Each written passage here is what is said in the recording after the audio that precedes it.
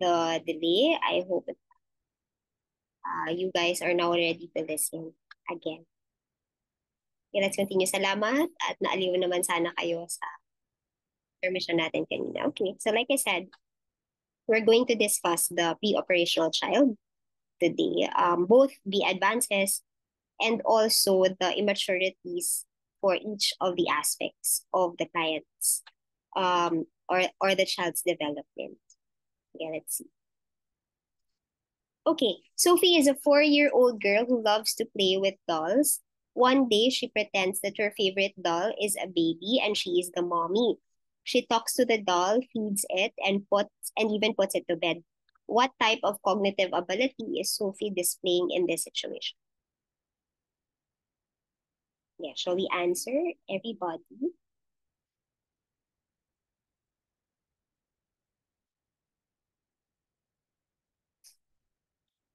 Okay. Your choices on the next slide.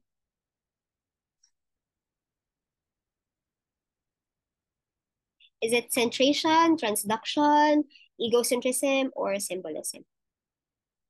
5 seconds.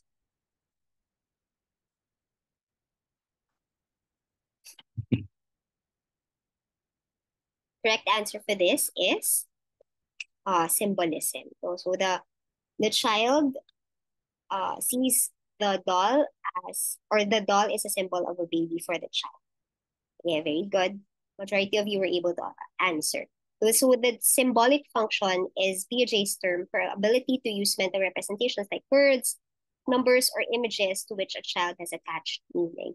And symbolism allows us to be able to think. No, let me show you this. Symbolic function can come in different forms, no, and can be manifested in different forms in a child. Like, for example, have you seen a child playing with a remote control and believing like it's a cell phone or yun, a cell phone? May nakatira ba kayong ganyan? Kindly click the like button if meron man, no? And yeah, I've seen a child do this. Okay. Yeah, yan, meron. Ha? Wala pa. Wala. Mag-car wash mo. Sige, okay. Thank you. Okay, so symbolic function can be seen through deferred imitation, pretend play, and language. Can you still remember what deferred imitation is? Like what we have discussed last time.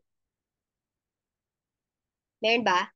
Can anyone remember what deferred imitation is? Remember that we used that already and we discussed that already. No, ang part dyan, yung mga different types for kids. No? Delayed ang pag-imitate nila. For example, they see you, like the example that I gave you before was that they saw you use a comb and then sinuklay mo yung buhok mo using that comb. And then there was a delay and then you see the child use the comb later on in the you used it. So that's symbolism. It's a sort of delayed na pag-imitate. Yes, very good. So if there wasn't any symbolism that, example, it didn't register, the comb did not in the mind of the child as a comb with its specific purpose, then the child will not be able to follow you even after some delay. So we say that deferred imitation is an example of symbolic function. Another one is pretend play. Like for example, playing with a remote control, a child playing with a remote control. So you know that a black with digits is registered as a symbol in the child's mind so that when they see a remote control and they use it, no, then we know na it has been registered as a symbol in there. So pretend play is also an example of symbolic function as well as language. No? The child will not be able to practice expressive and receptive language if there are no symbols for the things that they see or the things that they sense. For example, they see a bird. If there's no way for them to register that bird as a symbol in their mind, then they won't be able to call it a bird later on. Can you please let me ka? Saglit lang.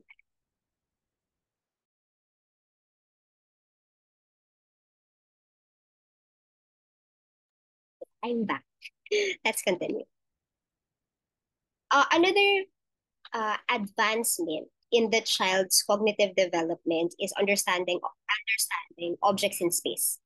For example, they're now able to reliably grasp the relationship between pictures, maps, or scale models and objects or space that they represent. For example, you ask them to, can you draw me a picture of your room or a map of your room? They'll be able to show you that there's a bed, a rug, a bookshelf, a bean bag. So there would be things in specific places because they already know objects in space.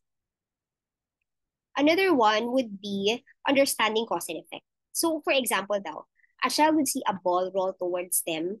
They would most likely look at the source of the ball. Kasi they know that a ball would roll over towards them only if somebody kicks it or only if somebody pushes it toward them. So, a child would know that concept of cause and effect. However, the child's concept of cause is not yet logical. Bakit? Because they only construction, which means that whatever happens, no, um, the cause would always be what just happened recently. For example, um, nagkasakit yung lolo nila nung bata. And then prior to that, the child, siguro sumigaw siya sa o nagalit siya sa lolo niya. The child would think that yung pagsigaw ko sa lolo ko, yun ang naging cause ng pagkakasakit niya. So, or for example, the parents of the child divorced and then recently nag-away silang magkapatid. So, ang idea niya would be that yung away namin ng kapatid ko, that's the divorce of my parents. Because they will only look at what just happened just prior to yan ang cause and effect idea nila, which we know as transduction. Nagsasalita na naman. So now we'll proceed to this one. Children can also understand identities and categorizations. So they can say, these are living things, these are non-living things. They can classify, no? They can also classify, same sila lahat, color red, ganyan. The kids can already classify these things. And then we have understanding of number. Remember I told you about the experiment, the doll experiment, right? Where kids are shown the Mickey Mouse or a doll, and then they're shown two dolls, tapos two dolls din yung nawala. Pag isa na lang ang nakabalik na doll, then nagpa-frown or nagka-cry ang child because they know the concept of number. So by the age of 4.5 months, the child already knows that. They have a concept of number, no, through the doll experiment. And at 6 months, but the experiment that was done to them was instead of dolls, dots naman. At 9 to 11 months, they would already understand cardinality, ordinality, sorry. So, 1, 2, ganyan, no? And then 2.5 years, cardinality, kaya na rin ng bata yan. But children would usually know how to count. Like, for example, sabihan sila ng mama nila, oh, ang galing na ng anak ko, marunong na mag-count. 1, 2, 3, 4, 5, ganyan, no? But if you ask them, sige daw, count mo daw to. Ilan to sila lahat? They will not be able to count. So, alam lang nila yung concept ng 1, 2, 3, 4, 5. But if you let them count the total number of possibly coins or the total number of, let's just say, balls, they would not be able to know the number. They just know how to count 1, 2, 3, 4, 5. Okay, now we'll proceed to the immature aspects of the pre-operational thought. Question. 4-year-old Max is playing with blocks and creates a tall tower of 10 blocks. His friend Emily comes over and knocks over the tower by accident. Max becomes upset and insists that Emily ruined his tower. What aspect of cognitive development is Max demonstrating in this scenario? Again, 4-year-old Max is playing with blocks and creates a tall tower of 10 blocks. His friend Emily comes over and knocks over the tower by accident. Max becomes upset and insists that Emily ruined his tower. What aspect of cognitive development is Max demonstrating in this scenario?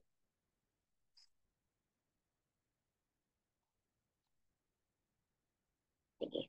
Answer well, bragging rights lang pa rin tayo, okay?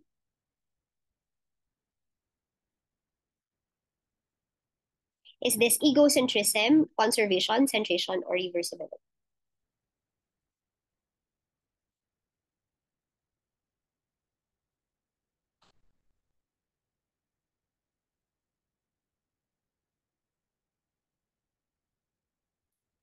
Okay, ano nangyari? Egocentrism yung sagot.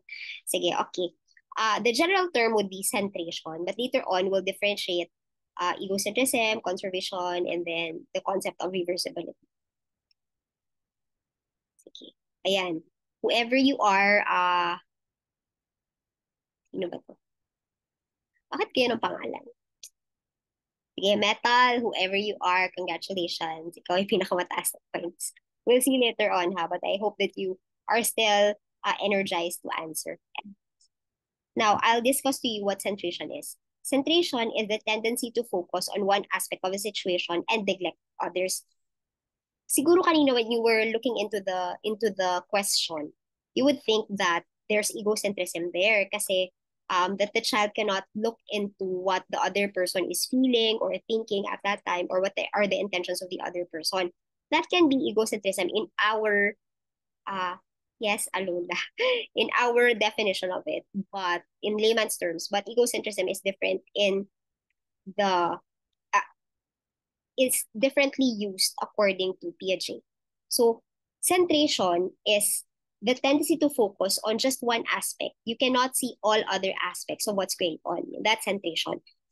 Centration can take the form of many things. Like, for example, it can be egocentrism. That's when you can consider another person's point of view. One of the experiments conducted by Piaget was this one. So, for example daw, may three na mountains, sabi ni Piaget. And then may doll siya. May doll yung child sa harapan niya. Sabi ni Piaget, what do you think is the doll seeing sa figures na nasa harapan mo? And the child couldn't answer. And that, according to Piaget, is egocentrism. It's when you cannot consider another person's point of view, but this one is literal, no, not the egocentrism that we usually know. Another example of centration, yung inability to look at the other aspects of a situation, would be conservation. It's the awareness that two objects are not equal according to a certain measure, remain equal in the face of perceptual alteration so long as nothing has been added or taken away from either object. These are the usual examples of centration. If you do this to if you let children answer this, it would usually be difficult for them to answer. Minsan-minsan, medyo mali yung sagot nila. Okay. For example, for number, you have coins or pennies, and then nakalagay yan sa 6 per row. Okay, so 6 ito, then 6 ito. Pag pinakita mo to sa bata, and then sasabihin mo sa kanila, sige daw, tignan natin, pero ganito na ang arrangement. So, medyo mas malayo-layo yung coin sa taas, and then mas magkakalapit yung coin sa baba. Ang sasabihin ng bata would be that mas marami yung nasa taas kaysa sa nasa baba. Because their idea is that mas longer yung nasa taas compared sa baba. So that's number. If you also ask a child, do you think these two clay clays have the same weight? Sabihin nila yes. And then if you ask the child, and then even if you elongate the clay in front of the child, and then you show the child the circular clay and the elongated clay, even if you show it to the child na ganun, if you ask them, they would tell you either na mas marami, usually yan, sasagot nila, mas marami yung elongated na clay. If sa liquid naman, you show them to glasses of water and you ask them, saan mas marami sa dalawa? They would most likely say, patas lang, pareho lang silang dalawa. But even if you show the child na yung nasa glass na to, nilipat mo sa bowl, and then you ask the child, which one has do this two containers have the same amount of water? They would answer you no. This one has more water, yung taller glass. And then we have yun nga, yung weight kanina, no, it's almost the same as yung mass. Why does this happen? Because kids don't have a concept of reversibility. Ano ibig sabihin nun? That if this is one thing and you change its shape, you cannot put it the same way as it was before. So kunwari, if this is the clay, inelongate mo siya kaganyan, they don't realize that you can put it back to a circular position or a circular shape.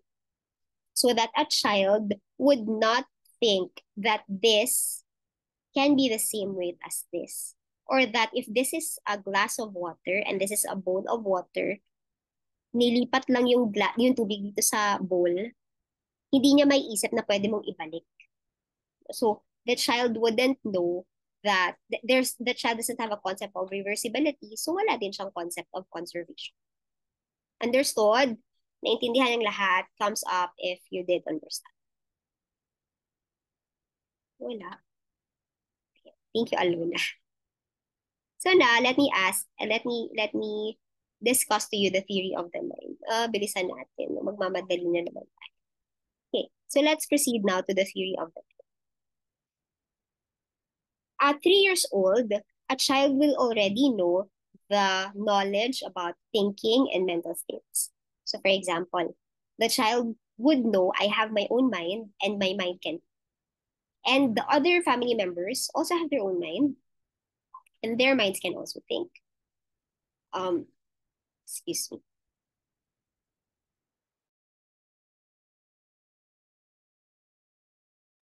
Sorry. So, uh, a child would also know na my preferences may be different from the preferences of others because we don't have the same mind. So, for example, my mom likes vegetables, but I don't like vegetables. We're not the same because we don't have the same mind. Parang ganyan. At age 2 to 3 and 4 to 5, a child can already know false beliefs. No, 2 to 3, alam na nila yung false beliefs. For example, their mom brought out an umbrella, but kasi thinking na uulan. Pero, hindi pala umulan. Hindi natuloy umulan. So the child can think, ay, nagkamali ng inisip si mama. That's what you call false beliefs. At age 4 to 5, we can already have deceptions. No, pwede nang, ilang taon pwede na mag-lie ang bata? Ilang taon kayo nung una kayong nagsinungaling sa magulang niyo? Meron ba? Naalala pa ba? O ayaw niyo sagutin? 5 years old. Since birth. 6? There? Sige, okay. Um, let me tell you a story so that you will remember. My cousin, it's the same cousin na hindi makakatch ng call. And the same cousin na pinapakain ko ng candy, pero ayaw niya. This same cousin, lagi siya nakatambay dito. So I pick her up from school and then ako nagbabantay sa kanya during the afternoon. One time, niyaya ko siyang magbike. Inangkas ko siya. Sabi ko, kaya kita iangkas, sumakay ka. Ganyan. While nagbabike kami, nabunggo kami ng tricycle. Hindi naman kami napano, pero ang nangyari was, nahulog kami sa bike. Nung nahulog kami sa bike, pag-check ko sa kanya, wala namang galos, okay lang. Sabi ko sa kanya, sige, pag-uwi natin, huwag mo sabihin kina mami na nahulog tayo. Nung pag-uwi namin, sabi ng papa ko, oh, bakit smile ka ng smile? Sabi niya, hindi, wala. Maya-maya dumating yung mami niya, sabi niya, oh, excuse me. Sabi niya, oh, bakit smile ka ng smile? Sabi nung pinsan ko. Hindi, wala, mami. Meron daw kaming hindi pwede sabihin sa'yo. Sabi niya. So, my cousin was trying to deceive her mom and my papa. Pero hindi niya kaya panindigan. So, at age around 5 years old, we can start to lie to people. Pwede nga younger than that eh. Pero hindi pa natin kaya panindigan when we lie. But at the age of 8, kaya mo na yan panindigan. So at the age of 8, medyo masama na talaga tayo that time. Kaya na natin talagang panindigan yung mga lies that we have. Anyway, at age 5, we can already distinguish between appearance and reality. And from 18 to 3 years old, we can distinguish between a fantasy and reality. So yung mga, hindi pala totoong mouse si Mickey Mouse. O kaya naman, cartoons lang si Winnie the Pooh. Hindi siya totoong bear. No? So we can already distinguish that at that age. Now we'll proceed to the information processing approach. Of course, you already know this encoding, storage, and retrieval that usually happens no, at this stage. And and we're already able to encode, store, and retrieve. So when you ask children about what can you remember about this, no? What can you remember about this place? They can remember. O kaya naman, do you remember tita? Ganito. And then they would say na, yes, I can remember her. I will not discuss that anymore. Fog nilang, na lang yan, no? Para mas mabilis tayo. Okay. Uh, Usually, at the age of 2, we have generic memories. Ibig sabihin, I can still remember that this happened before. But if it happens all the time, it becomes part of your episodic memory. Pagka once or twice nangyari siya, it becomes part of your episodic memory. And eventually, if it happens regularly, like every year it happens, every month it happens. For example, every after you go to church on a Sunday, you go to the mall. Every Sunday yun. So what happens, it becomes part of your autobiographical memory. That this is part of who I am. My family goes to church every Sunday and afterwards we eat together. And that's something that cannot be taken away from you because it's stored there as an autobiographical memory already. So how do we influence memory retention? Or what are the influences to memory retention? Number one is the uniqueness of the event. If it's unique, if it's special, no, it becomes stored there. Naaalala talaga natin siya. Second, if there's an emotional impact. Um, di ba nga sometimes you sense yung amoy. I'm not sure if you notice, pero there are certain scents that remind you of a person or an event or a special thing that has happened to you. Uh, ano nga yan? Acetylcholine ba? That makes you remember whenever you smell something. So, kaya kunwari may perfume ka, hindi ko alam kung sa inyo, pero I have a specific perfume that reminds me of high school. I have a specific perfume that reminds me of college. And then I have a specific perfume that reminds me of a specific person. Agree. Thank you, Janine. At least may kasama ako dito, no? But yes, no, there are specific scents. Kasi yung mga scents na yun, na ma-match natin siya with the emotional impact of that specific memory so that it gets stored there and we remember it very strongly. And then we have active participation. If you were not just a witness to it, but you were there and you really participated, you were part of the event or the happening, then it makes you remember. Plus self-awareness too and adult interaction. Especially, do you eto ha, do you notice that much of your memory depends on how your parents relayed the story to you? Ibig sabihin, nung kwinento siya ng kwinento ng magulang nyo, that's the time that it becomes stored in your memory. Sometimes it's not so clear for us to tell us stories like that. It becomes a very strong memory for us. Okay. 10 minutes na lang ba ako? Ilang minutes na lang ako? Sige, okay. So these are the psychometric measures. We have Stanford Binet. Andito pa ba siya? Ah, wala na ata. Lobas na. But we have Stanford Binet, which can be used for children 2 and up. It takes around 45 to 60 minutes to administer. Then we have tasks include define words, string beads, no more on activities talaga for children. And then we have cognitive dimensions tested would be fluid reasoning, knowledge, quantitative reasoning, visual, spatial processing, working memory also that are evaluated for children. And then of course we have WIPSI for children 2.5 to 4 years old and 4 to 7 years old. Question. 4-year-old Mia is playing with a toy kitchen set at preschool. She pretends to cook food and serve it to her classmates. Another child, Luca, joins in and begins to play with Mia together. They act out a scenario where Mia is the chef and Luca is the waiter. What aspect of Vygotski's social interaction model is being demonstrated in this scenario? Please answer.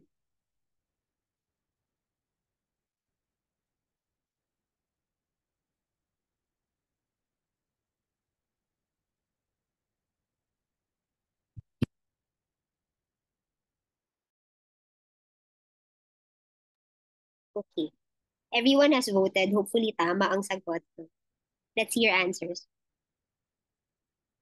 Okay. Very good. This is scaffolding because what you cannot do on your own, somebody else can help you achieve it. Okay.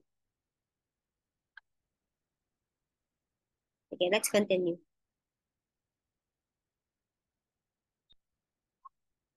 This is Vygotsky's social cultural theory of cognitive development. So these are the things you can do on your own, and then these are the things that you cannot do on your own, but these are the things that you can do with help.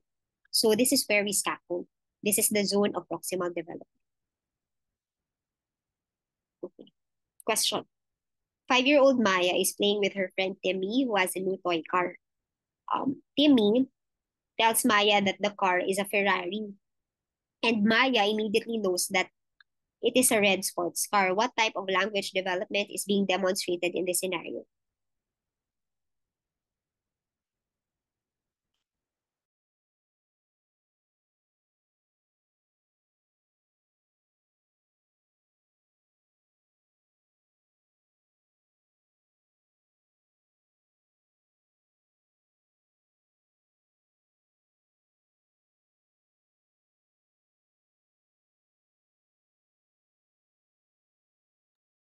Time is up. Medyo ano no, disperse the answers natin.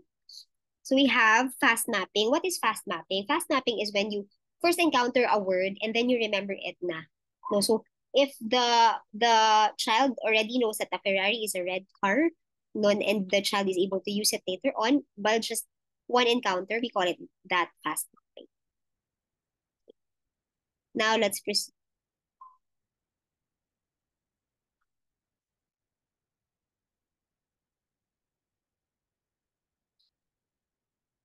Question. I think you already know that. We answered that from last time. We'll not answer that anymore. Sige, at this stage, no, 3 years old, the child has 1,000 words. By the time the child is 6 years old, yung kaya nilang sabihin, words that they know and they can express are 2,600 words. But they have more words that they understand. So sometimes they would tend to look for the right word to use, but they won't be able to do that because they understand it, but they cannot express it. So sometimes we just tell the child, one of the things that's trending right nowadays would be how my 2-year-old child calls these things. Napanood niyo na ba yan sa Instagram? There are plenty of reels like that. Give me a thumbs up if you've watched one reel like that. Meron ba? Kung ako lang nanonood ng mga pambatang reels, there, Isabel was able to watch reels like that. No, I'm following Bea Fabregas. I'm not sure if you know her, but um, I try to watch her and observe no how she handles her kid. And then one of the videos that they made was their child uh calling like elephant, lion, yung alam niya yung mga words na yan. So a child at 6 years old have 2,600 words. That's plenty already, you know, and receptive words na 20,000 in total. So they can understand more than they can say. And then by high school, we already have 80,000 words that we know. Yan yung sabi ko kaninang fast mapping. Okay, I will no longer go through that anymore. Hi, Doc. Does this apply to multilingual kids? It's the same thing, no? It's the same thing. They just know specific words. But what's shown to you is the average number. But of course, if mothers or if their parents talk to them often, then they would have larger vocabularies compared to that of children na wala masyadong exposure. Okay. Sige. Social speech versus private speech. Social speech is when you talk so that you can relate with others. No? Private speech is when you talk to yourself only. So medyo hati ang perspective nila about this. Some would contradict na. Sabi nila, private speech is abnormal. But for some people, they would say, like for Vygotsky, he says that this is normal and this can even help the child develop his language as long as they're able to practice. So sabi niya, okay lang may private speech. It's not really abnormal for kids. Okay. Okay, let's continue. These are some of the influences which did this. Post this. We have hearing problems, head and facial abnormalities, premature birth, family history, social economic status, developmental delays, and even heredity. So all of this can cause language delays. Very briefly, let's go through the psychosocial development. So we have the self-concept, which has to be present already. You know, remember that the first 3 years you already have a self-concept, no? But it's built up all the more at this age, 3 to 6 years old, or the sense of self. The child already has descriptive and evaluative mental picture of one's abilities and traits. Let me read this to you. My name is Jason, and I live in a big house with my mother and father and sister, Lisa. I have a kitty that's orange and television set in my own room. I like pizza and I have a nice teacher. I can count up to 100. Can you hear me? Want to hear me? I love my dog, Skipper. I can climb to the top of the jungle gym.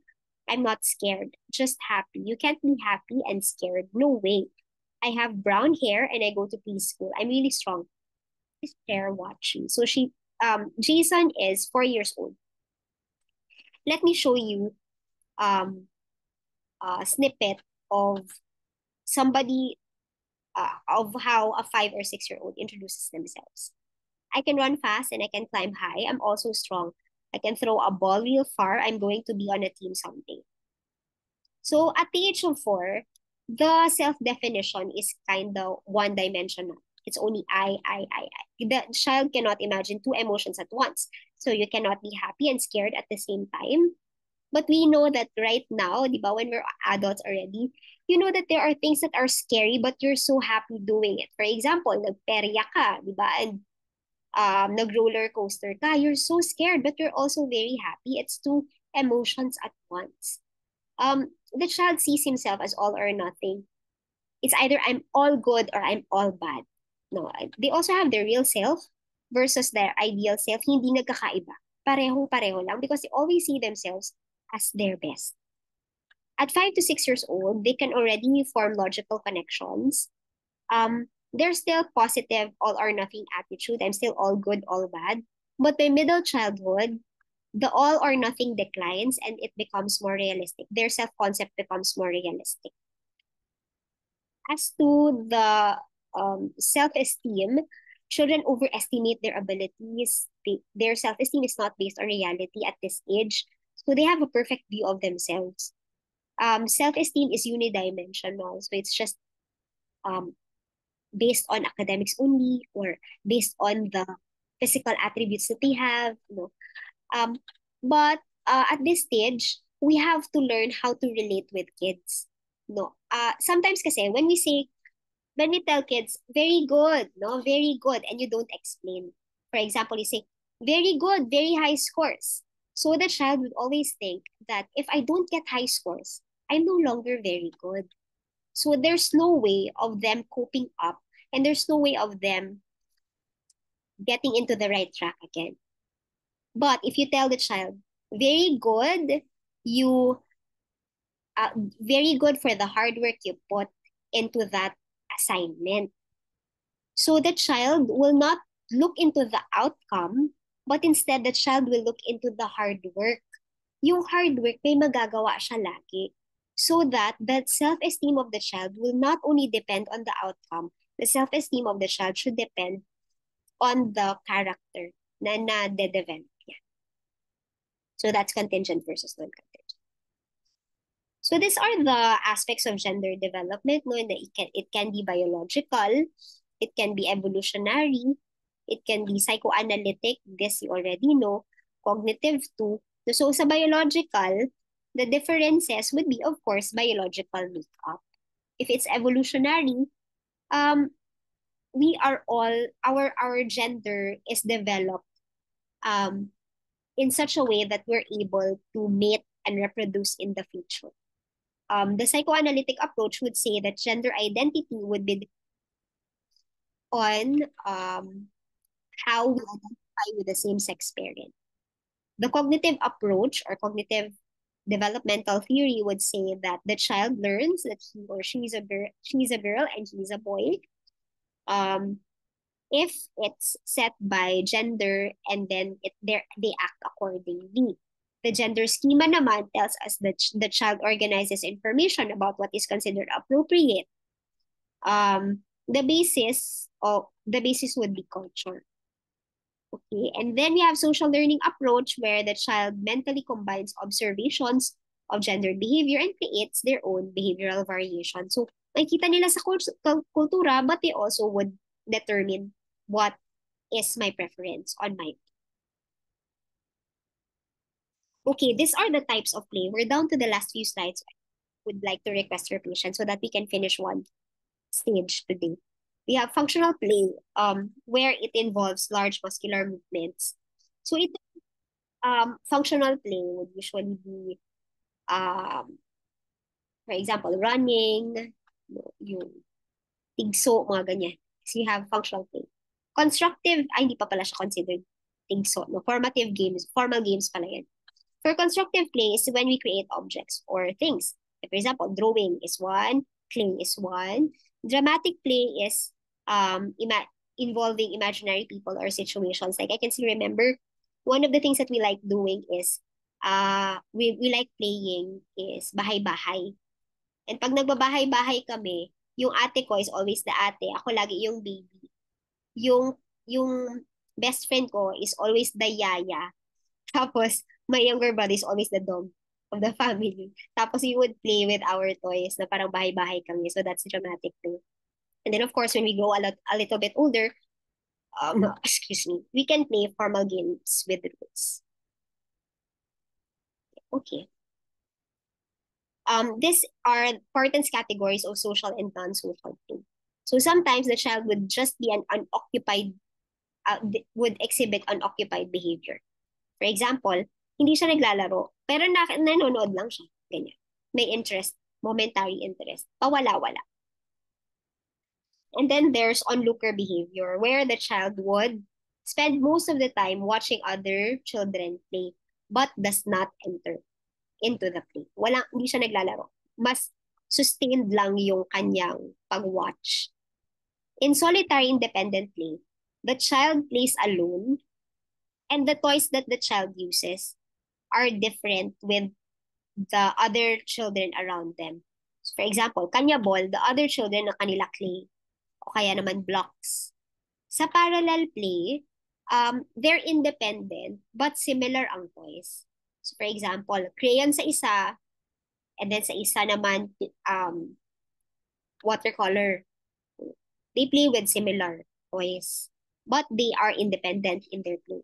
Associative play is when they talk, they borrow, no, they borrow and lend toys. Cooperative or organized supplementary play is when they have the same goal. So when they play, ito yung goal natin while we play. So mostly mga formal types of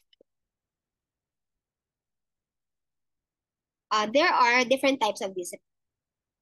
Let me cough saglit lang.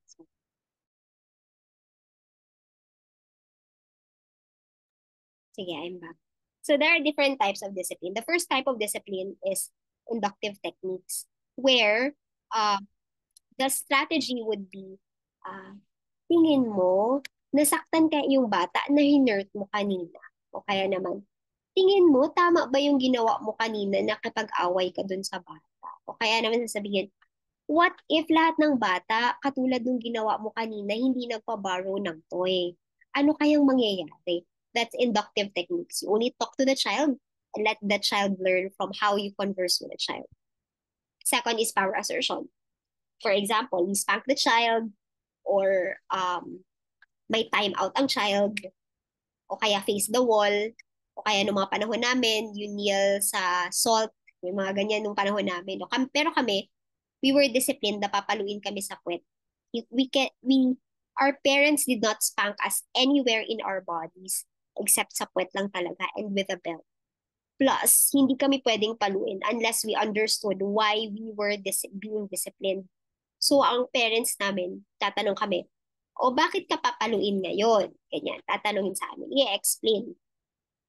Hindi kami pwedeng paluin pag hindi namin naintindihan. So my strategy was, sige, tatanungin ako, oh Joyce, bakit ka papaluin ngayon? Ang strategy ko. Hindi ko alam ba't ako papaluin. Kaya ganun ang ginagawa ko so that makalusot ako sa makalusot ako sa discipline. But hindi naman siya lumulusot ever. Napapalo pa rin ako, napoprolong lang, pero napapalo pa rin ako.